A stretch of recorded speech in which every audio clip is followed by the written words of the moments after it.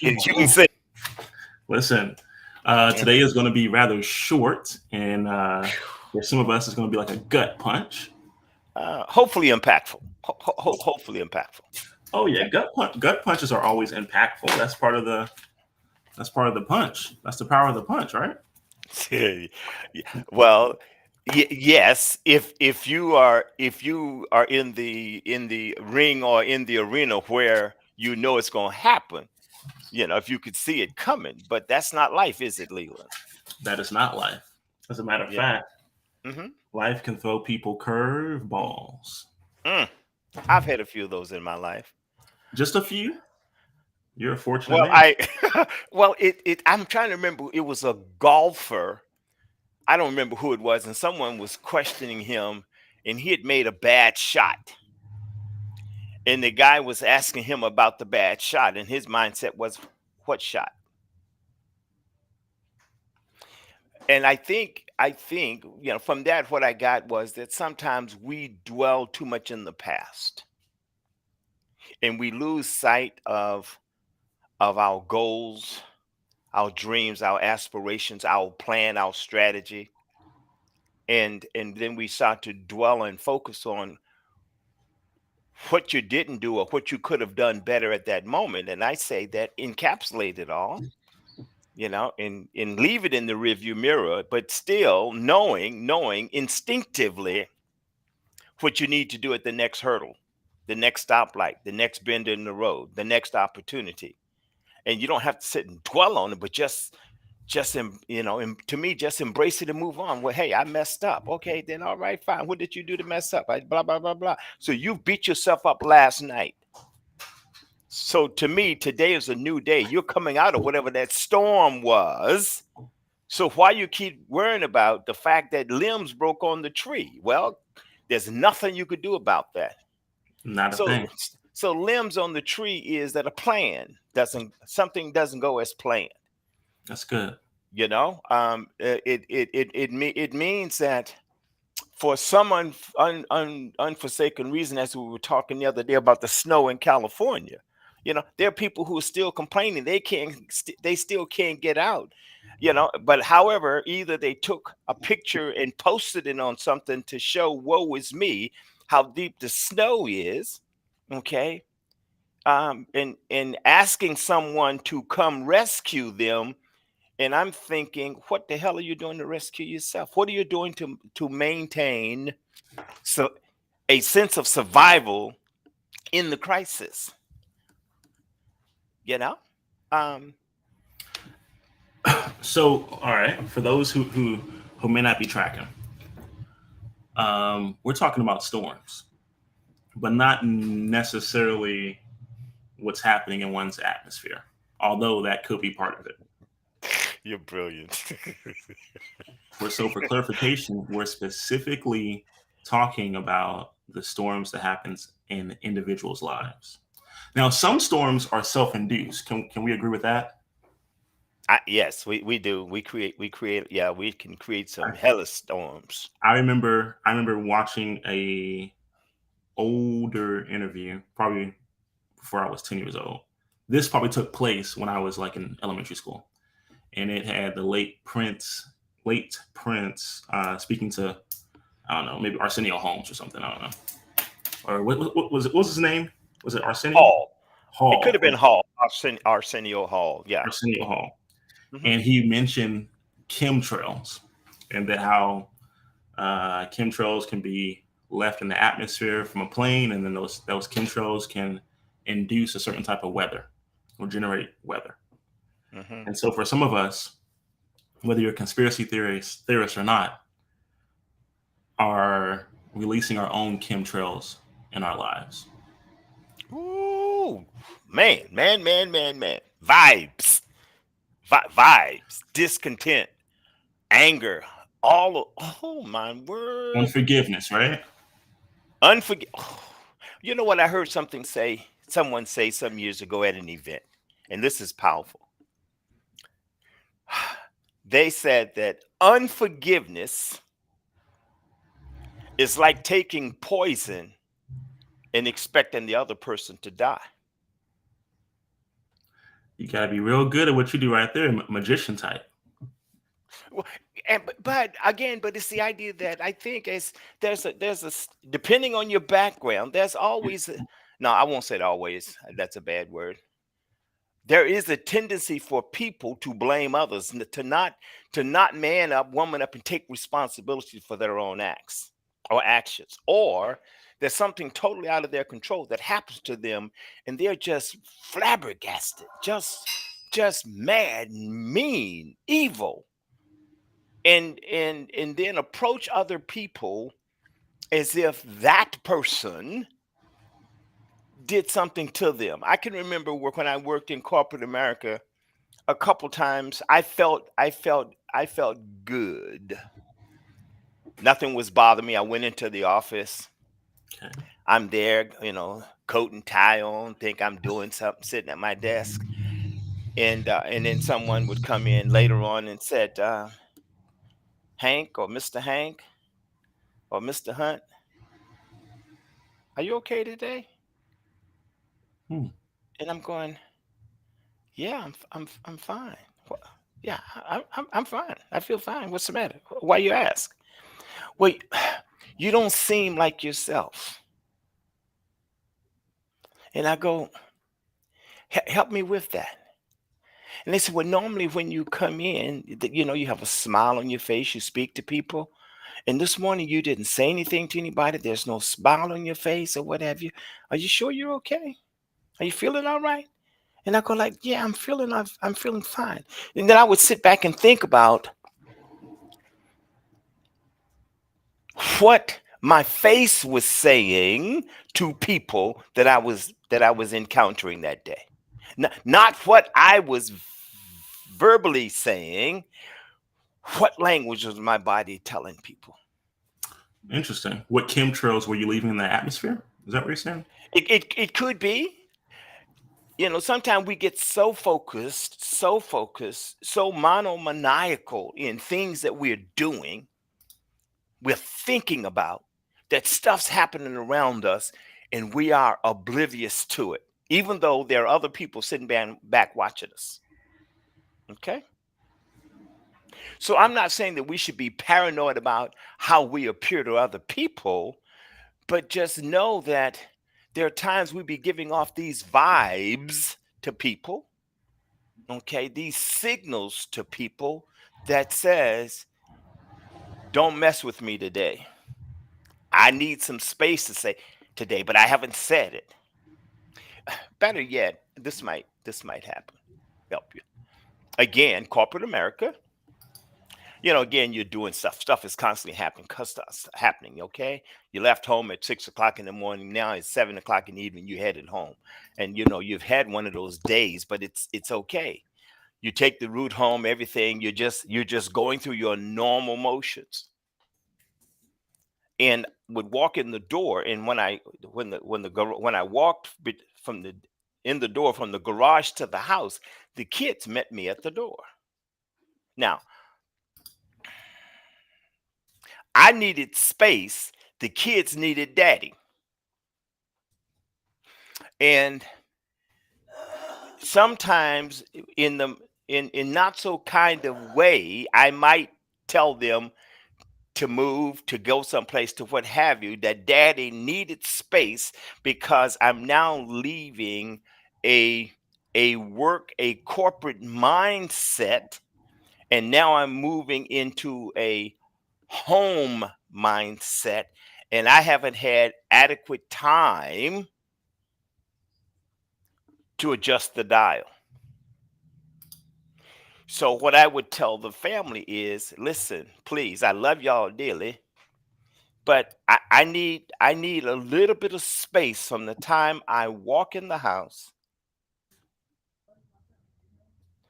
until I can change clothes or I can do so. I need some space.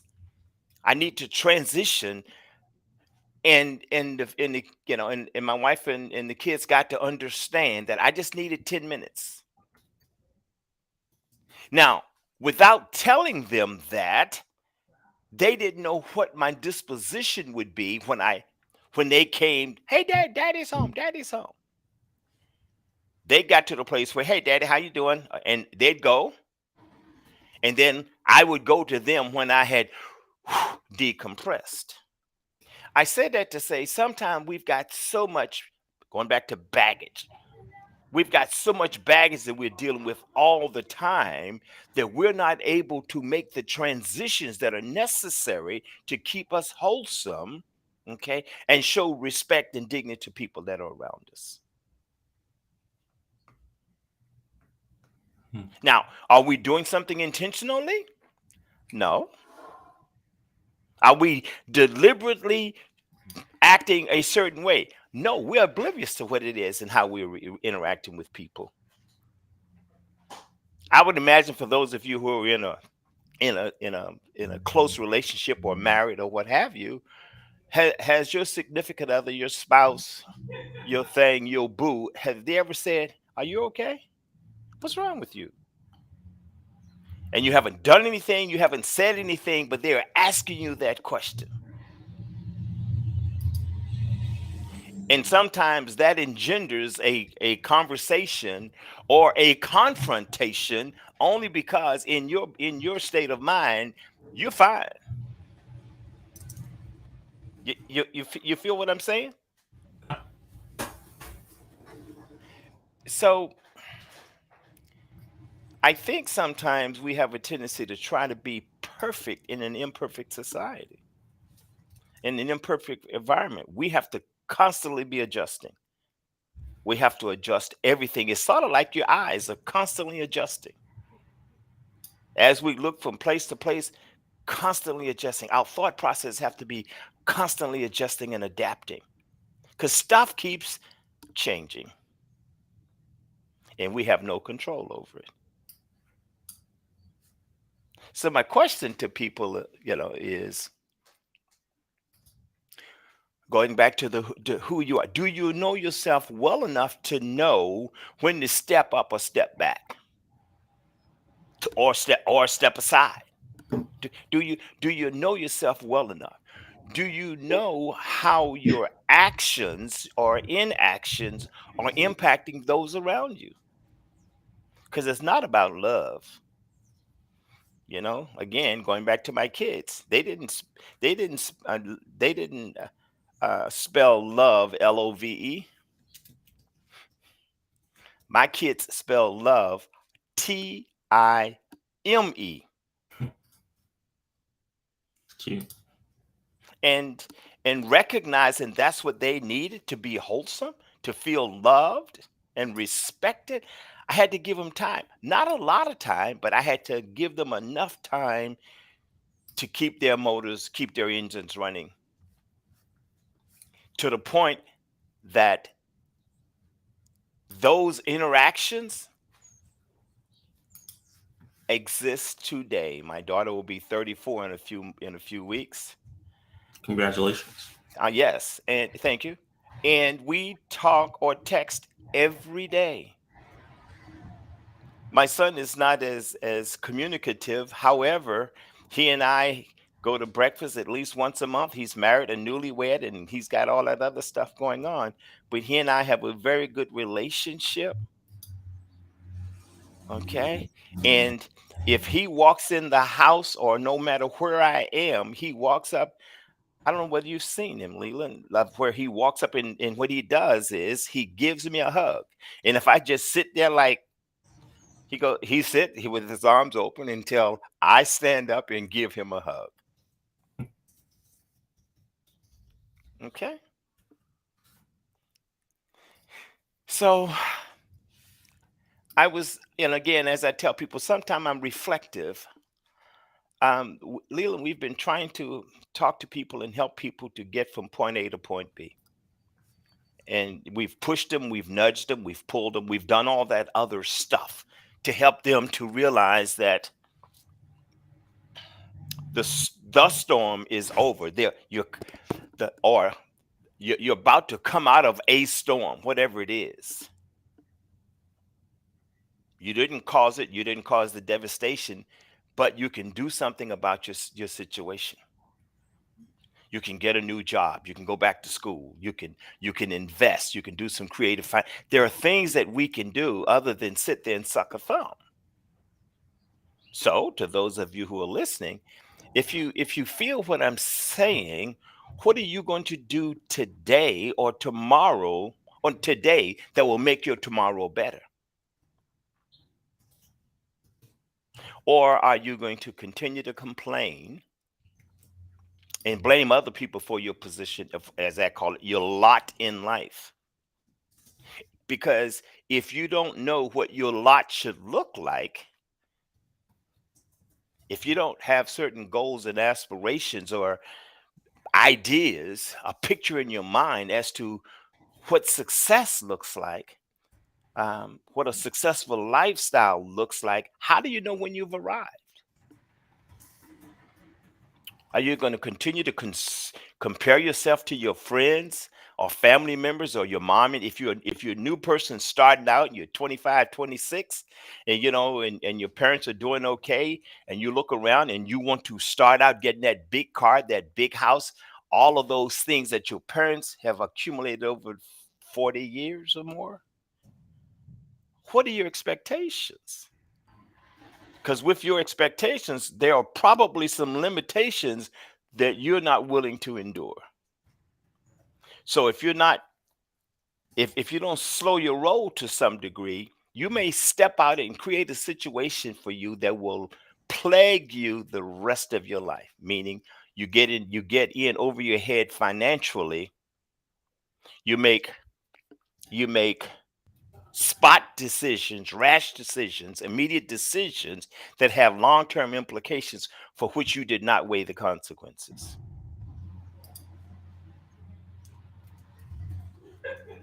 Mm. So I know that's a lot, and I've been all over the table today. But like I say, how do you be? And I guess, the question I ask myself is, how do I become a better person? It's got nothing to do with being a better husband and father, or friend, or brother, or son. It's how do I become a better person? Because I believe as I become a better person, then I become a better husband. I believe I become a better husband, a father. Though I become better, period, better. And Mm. that betterness is not for other people. It's all about who I am.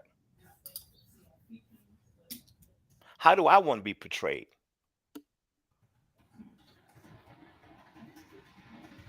So the question is, how do you want to be portrayed, and what are you doing now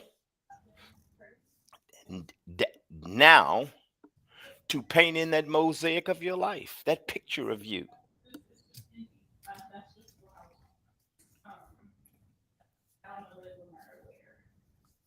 So with that, I say, over the last 2 years, we've dealt with COVID, logistics issues, high inflation, high prices, job loss, and other financial and personal woes. But Leland, but as we were saying before coming on, we talked about we feel and we see the change. So for those who are listening, have you begun to see a change yet? Because if you haven't begun to see a change, then maybe you need to change. Change what, Hank? Change your expectations. Change your goals.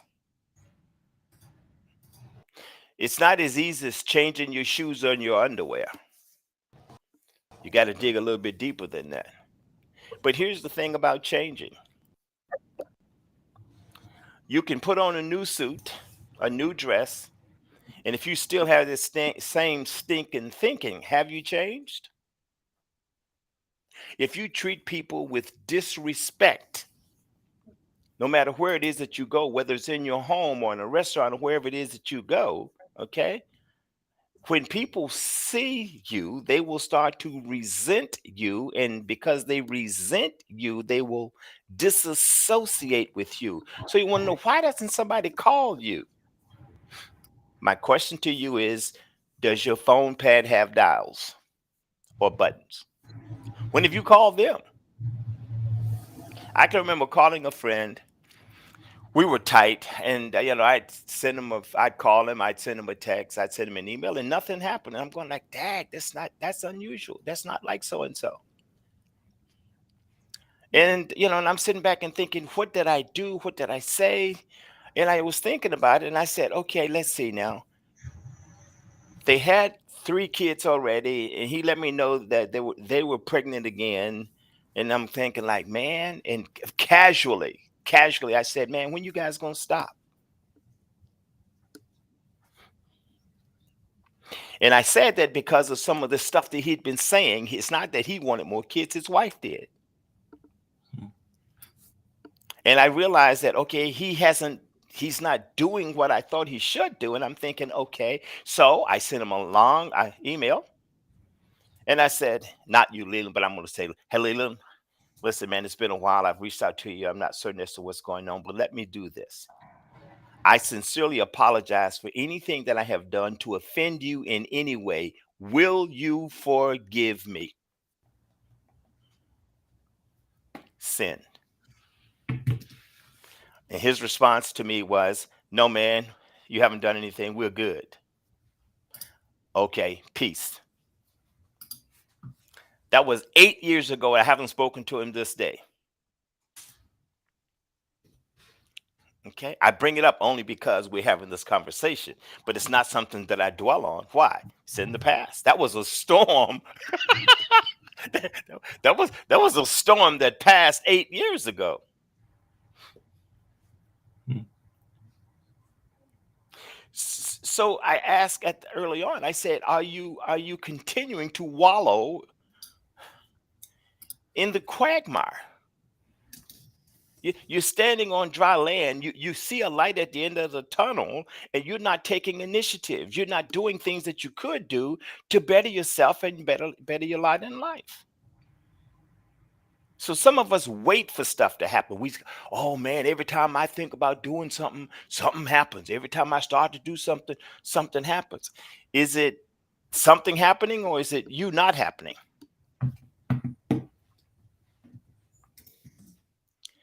So do when you pray, what are you praying for? If you do something to someone, do you sincerely ask for forgiveness, or you say I'm sorry? And if you do something that you know that's inappropriate, do you repent? You know? And if you do repent tomorrow, do you end up doing what you've been accustomed to doing all of your life? And as a result of that, what's going to happen tomorrow if you haven't repented and you haven't asked for forgiveness?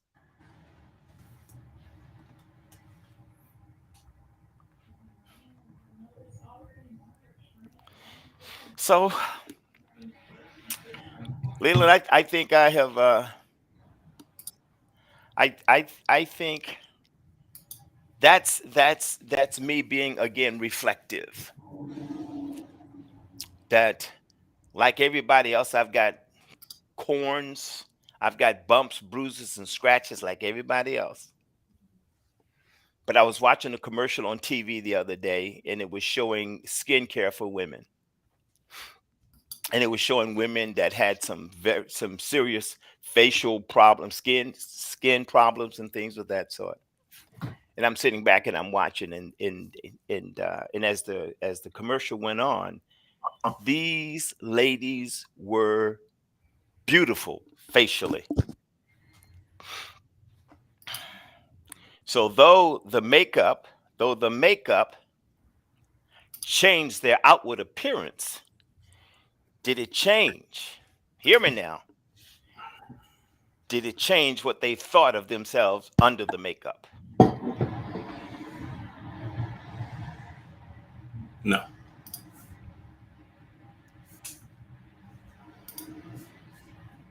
However, We all need a little camouflage sometimes. We all need to be a chameleon sometimes.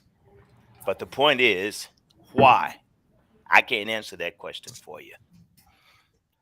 I feel Sometimes as we though do it because we are afraid, I feel as though makeup should be against the law, personally. So But that's where I am today. I hope, Leland, I hope I have either caused someone to continue the conversation or to tell me how full of S I am. And I'd be willing to have a conversation. hmm, That's all. I think I there's a book called Self Talk. I mentioned it way back when. It's self talk, and it says the book is self talk, and it says, "What do you say when you talk to yourself?" You know, hmm.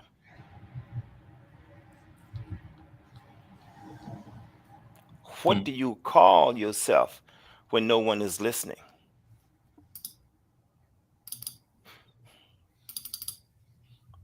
How do you react and respond when things don't go the way you hoped they would? How resilient are you? If you're in the game and you you take a shot and you don't make it, do you stop shooting? You at bat and you swing and you strike out, do you stop playing? You know, how do you react? How do you respond?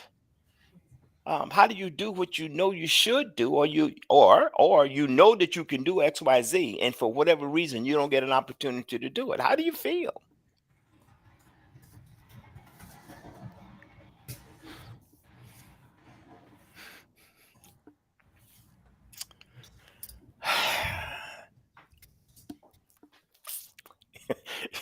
What's up, friend?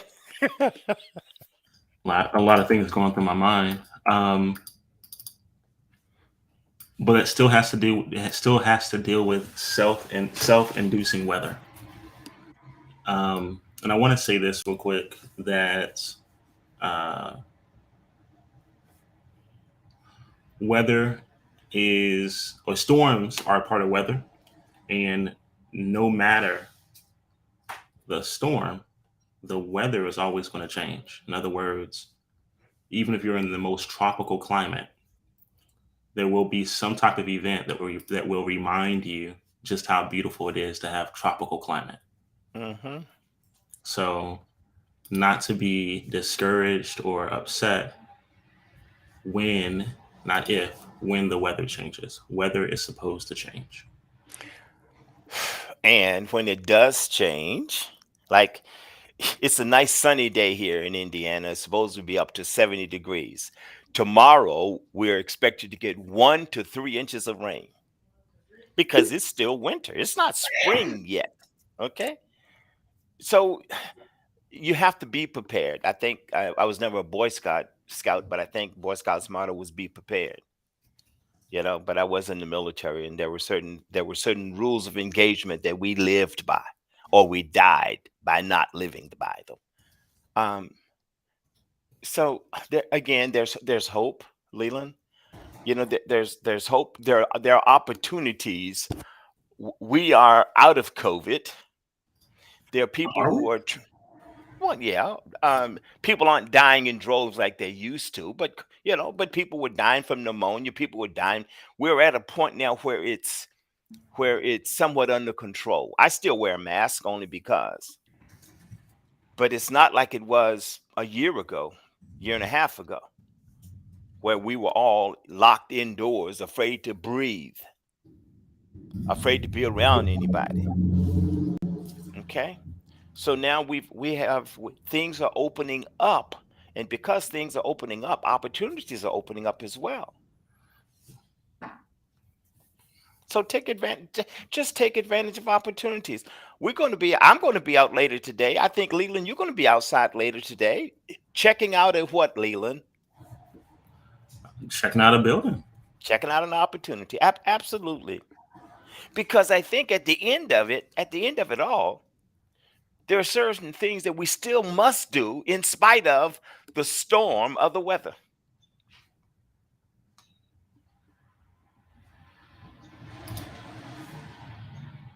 Hmm. Okay.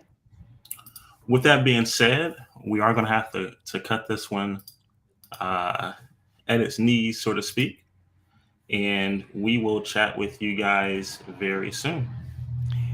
I'm not apologetic for how I feel. I'm not apologetic because you may have been offended. If you were offended by anything I said today, look in the mirror.